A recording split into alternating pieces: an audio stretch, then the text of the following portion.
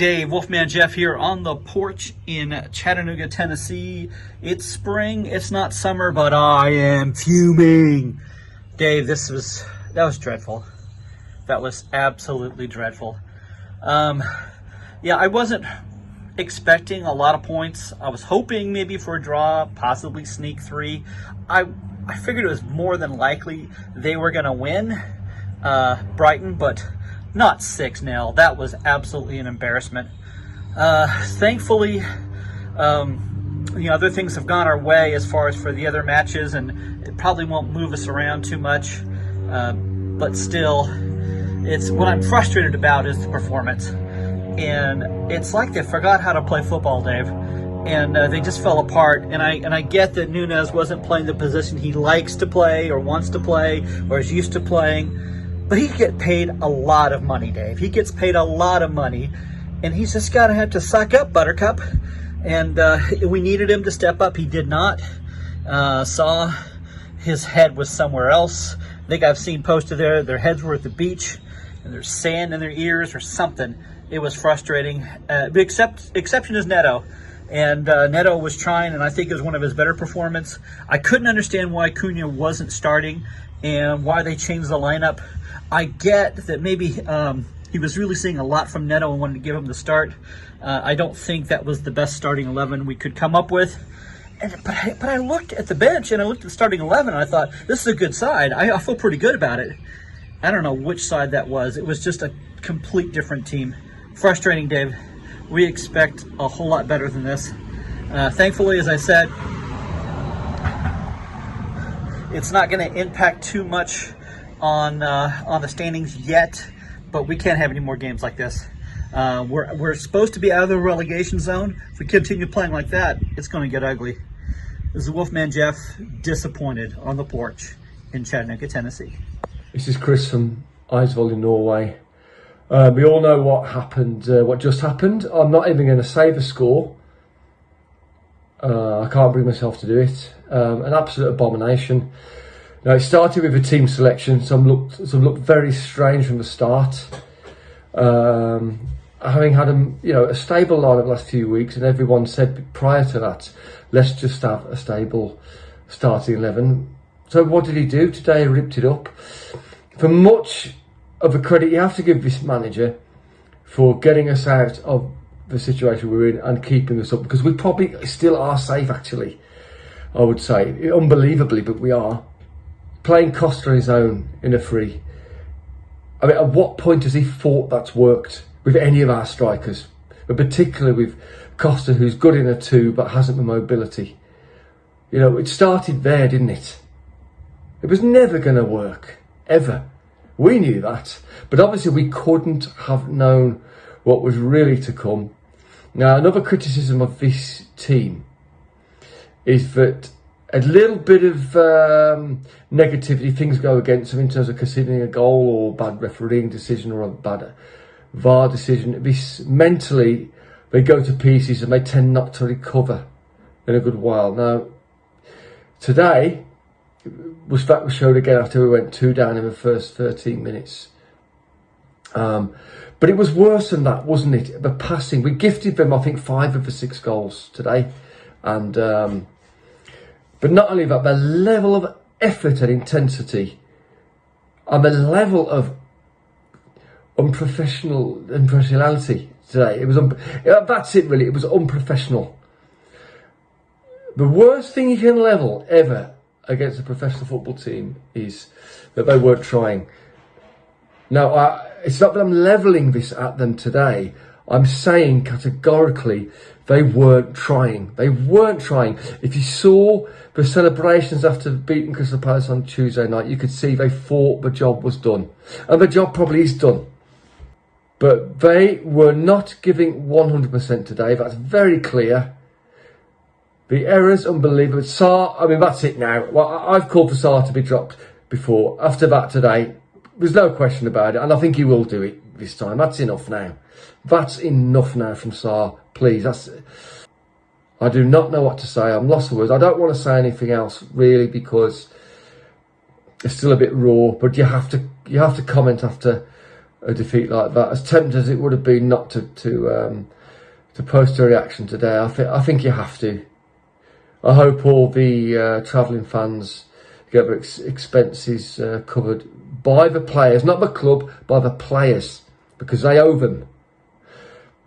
And finally, the last thing I want to say really is I can't wait for this season to be finished, and I can't wait for lots of this particular squad to have played their last game for the club, to not know what they're going to produce or what they're going to choose to, what kind of effort they're going to choose to put in, what kind of intensity they're going to choose to put in from game to game. We can't trust them, and that's probably the most significant thing I can say about this squad of players. Hi there, this is Chris here in Greece with my mate Costas. We've just watched Brighton Wolves. So Brighton 6, Wolves 0. Absolutely woeful performance, absolutely terrible defending. I can't imagine the amount of times that Wolves made poor passes today. They've got ourselves into trouble. Very disappointing, yes. Yeah, so Costa, what do you think? It's very disappointing. Don't have a goal. It's a sad day. It's a very sad day.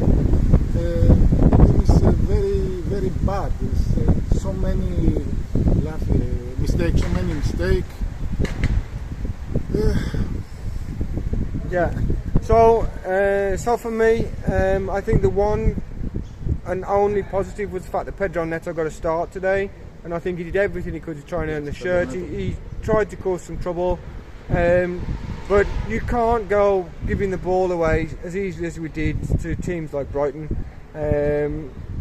Absolutely shambles. We have to learn from this. We have to really analyse this game, understand defensively what was happening. Why did we make the mistakes we did? Why did we give the ball away so easily?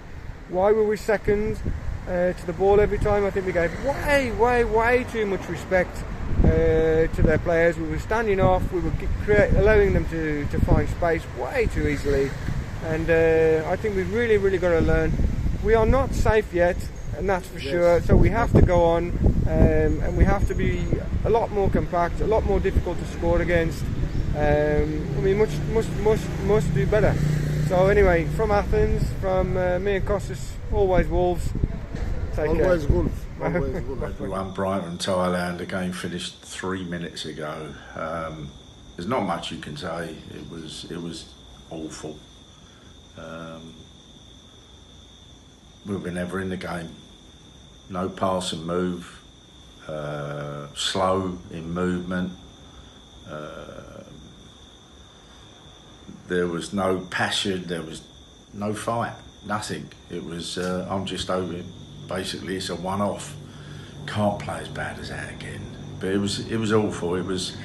Look, it's just a one-off. But, and I mean but, give credit where credit's due to Brighton. They're a good side. Good football inside, but they played us off the park. Some errors made by us. Nothing happened in the game.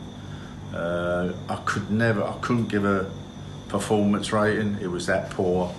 I can't give a man in a match, but I can give you the worst player that Wolves had today, and that was Matheus Nunes. He was awful.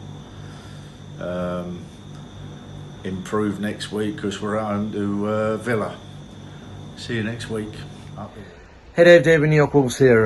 Well, that was pretty damn awful. I don't know if you're even going to do a reaction to that because it probably would be censored and taken down off YouTube.